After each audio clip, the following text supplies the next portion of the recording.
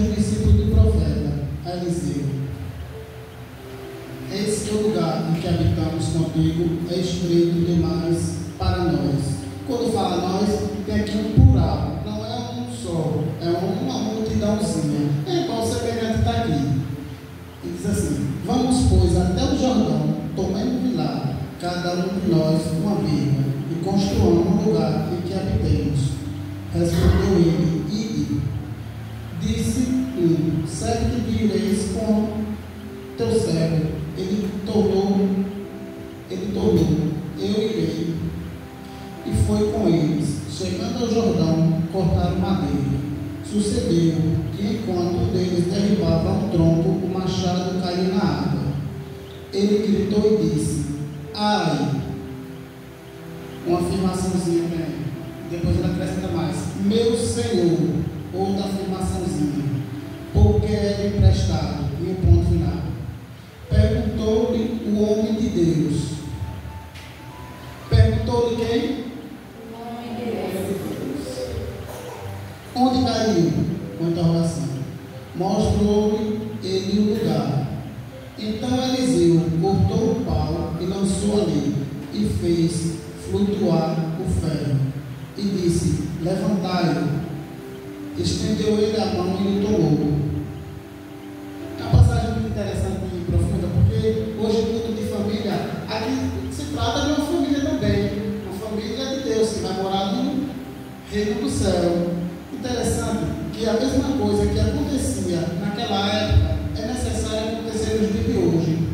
Quando disse os discípulos do profeta Eliseu: esse lugar em que habitamos contigo é estreito.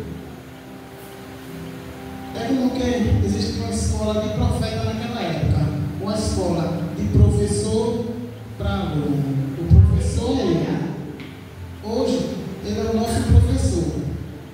Amanhã nós alunos vai se tornar um professor de alguém. Sempre o exemplo de uns vai passar para outros, que os nossos exemplos sejam bons. O exemplo de Eliseu, ele pega de Elias. Ele aprendeu com Elias. Então sempre alguém vai aprender algo com alguém. E esse exemplo de que nós, com quem a gente for aprender, seja coisas boas. É muito interessante a gente adquirir sempre uma coisa boa da parte de alguém. Certo? Você não vai encontrar uma pessoa perfeita, mas vai encontrar uma pessoa que ainda possa liberar algo de bom para a sua vida. Porque perfeito foi Jesus. E os discípulos dizem: vamos até o Jordão. Interessante. Por que os discípulos falam Jordão? Porque eu entendo que Jordão, para algumas pessoas, é lugar de providência, para outras pessoas é lugar de medo, é lugar de provação, de dificuldade. Quantos não tiveram medo de chegar até o Jordão, mas depois de passar o Jordão, contemplaram o milagre e a maravilha da qual Deus fez e ainda teve testemunho para contar? Irmão, Jordão é aquele lugar que eu passo, que tem aquele rio cheio de água, frente às águas de um lado ao outro, e eu passo pelo Jordão. Jordão é a minha prova, ele é a sua prova e a sua dificuldade, daquilo que você tem medo de ser de frente. O Jordão é uma dificuldade dessa, que cada um enfrenta na sua vida. Porque se eu perguntar aqui quem não tem dificuldade, quem não tem alguma provação, quem não tem medo de algo na vida, se eu perguntar aqui, eu acredito que todo mundo vai dizer que tem alguma coisa em alguma área. Então eu estou falando com seres humanos. E aí eles dizem: vamos até o Jordão. Mas quando você vai ver Jordão também, não é um lugar qualquer. Porque em qualquer lugar você encontra um pé de árvore para você cortar e dali retirar madeira. E temos aqui dois carpinteiros, tem uma Zezinho e tem aqui um pastor, que entende muito bem de árvore e sabe qual é a espécie da qual presta para fazer alguma coisa com a madeira da qual a árvore produza. Eles entendem muito bem. Mas aquele jovem fala Jordão, porque eu acredito que a ribeira das águas, as árvores são mais bem tratadas por cada árvore, elas estão ao redor da árvore. Em todo canto você encontra uma árvore, mas olha o cálice dela, o destratamento da qual a madeira da árvore está. Mas a ribeira das águas, quem já passou por perto de rio e vê onde passa perto de rio ou riacho, alguma coisa, você vê que as árvores são tudo com a folha bem verdinha, bem tratada, bem vistosa. Então por isso que aquele jovem disse: vamos até o ribeiro, porque lá nós podemos adquirir para a nossa vida, para a construção de um templo maior, umas madeiras boas, porque as árvores lá são bem regadas, porque é o rio das águas. E aí eles vão, mas alguém diz: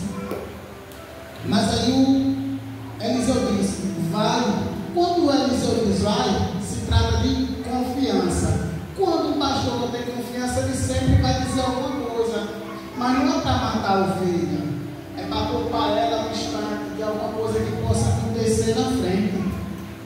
Mas é dizer, eu tenho confiança, vai. Mas alguém diz, por que você não vai com eles? Ele diz, eu irei. Muito interessante e profundo. Veja que algumas coisas, o pastor, a liderança, tem que estar sempre do lado do rebanho da ovelha. Agora me diga, se Davi está com aquele rebanho lá, no pasto, e quando vem aquele urso, aquele leão, ataca aquela ovelha, se Davi não está perto, o que é que acontece? Acontece o quê? Bagaceira, destruição. E aí, o Eliseu acompanha eles. Quando ele acompanha, enquanto uns cortava a madeira, outro vai cortar um tronco.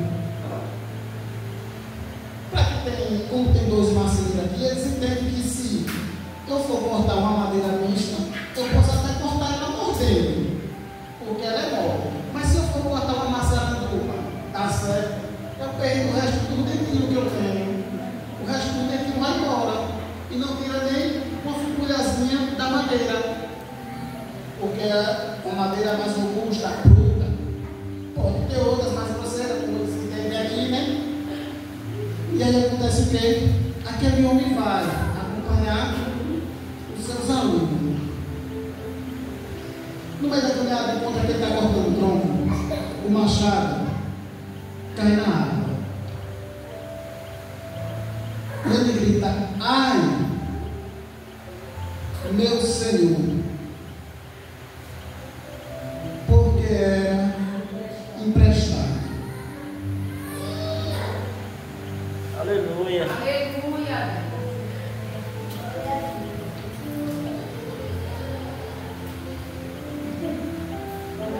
Quando cai, a primeira coisa que ele faz é gritar, ai. Ele não foi pensar em uma estratégia para ele poder tirar de lá do fundo da água.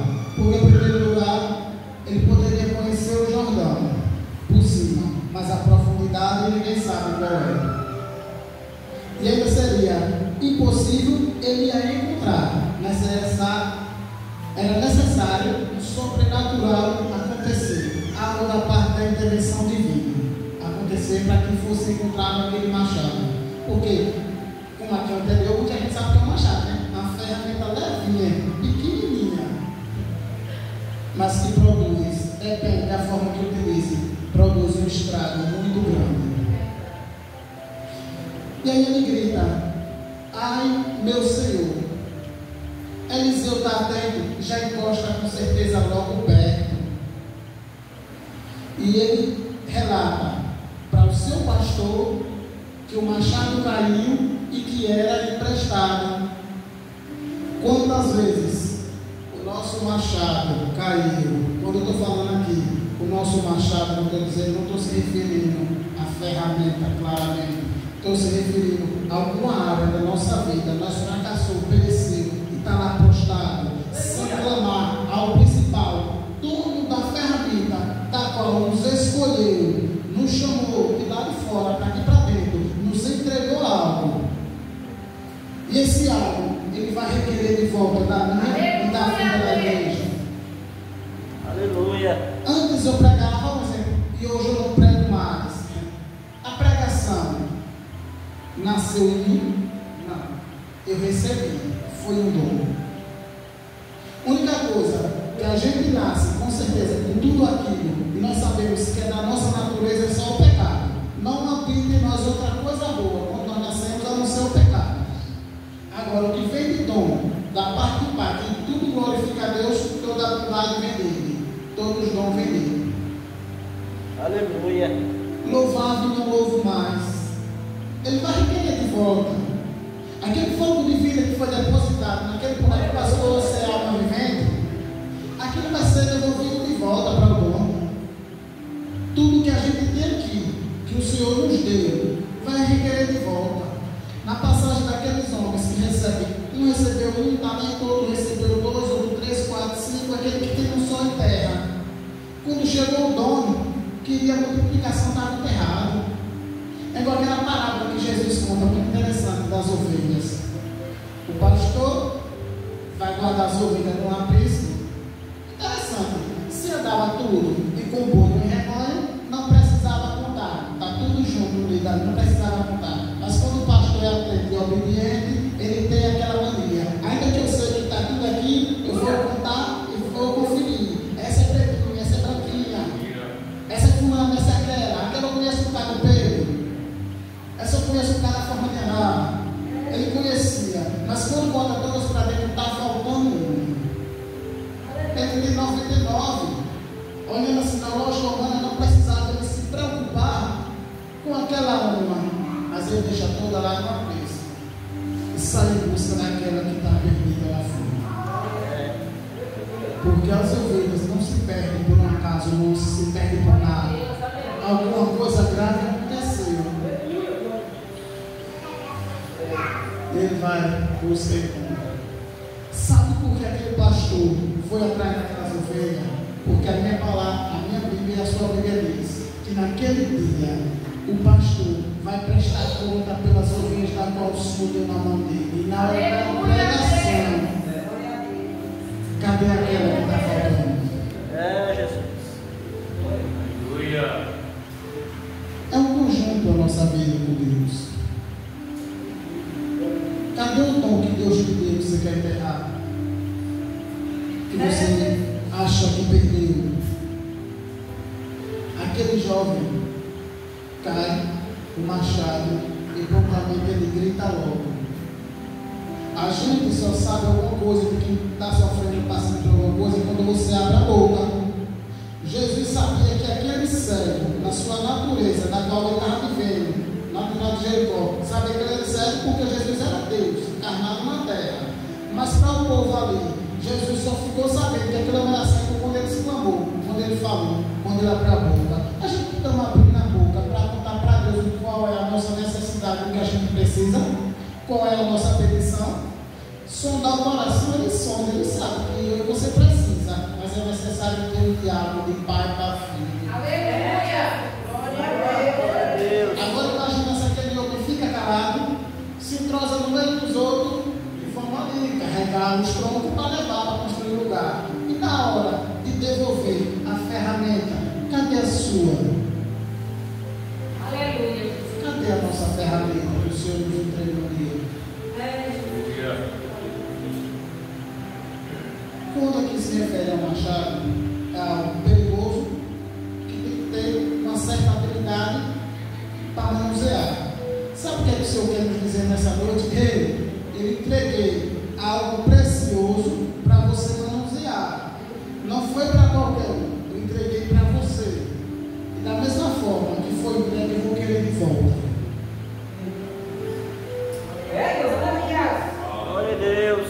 Eu não sei pregar, eu não sei falar de Jesus, sabe? Não sabe pregar. Ele não sabe. Aleluia. Na roda de fofoca sai até coisa que Jesus não quer que fale. Mas eu não posso você passar pela pessoa e falar que Jesus te ama, sabe? Às vezes temos vergonha de falar. Vou me esconder, vou me recuar. A gente se recua na terra, mas aqueles olhinhos com a chaminha de fogo olhando assim. Além de ela olhar, está registrado. Se fosse só olhar, estava bom demais. Só olhou. Não, mas eu tenho a prestação de conta. Eu vou prestar conta. Aí por isso que às vezes eu digo para minha esposa, já disse para algumas pessoas, se eu não tivesse nascido, seria muito melhor. Quem nunca nasceu não tem que prestar conta. Aí, na outra passagem, mas que pode frustrar nos planos de Deus. Eu hoje dizer que não queria ter nascido, Deus vai voltar no passado e vai permitir que eu não nasça? Não. Jamais. Tudo é para a glória dele. Eliseu vai, corta um pedaço de pau e lança na água. Por acaso um pedaço de pau é algum azogue? Para chamar a oferta? Não. Mas é a unção de Deus na nossa vida e na vida daquele homem que fez a diferença, fez o ferro flutuar. Ele diz: estende a mão e pega. Foi devolvido para o dono do talento aquilo que ele havia perdido. Talvez o Senhor nesta noite está devolvendo de volta aquilo que você perdeu. Aleluia! Aquilo que você acha que tem mais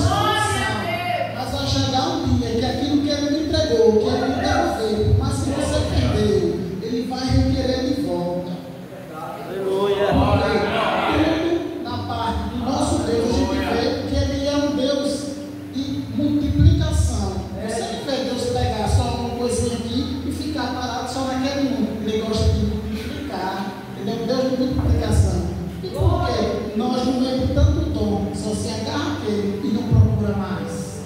Esse aqui tá bom e acabou. Mas Deus quer que multiplique. Ele quer que cresça. Ele quer que evolua. Ele quer que a gente evolua nas coisas dele.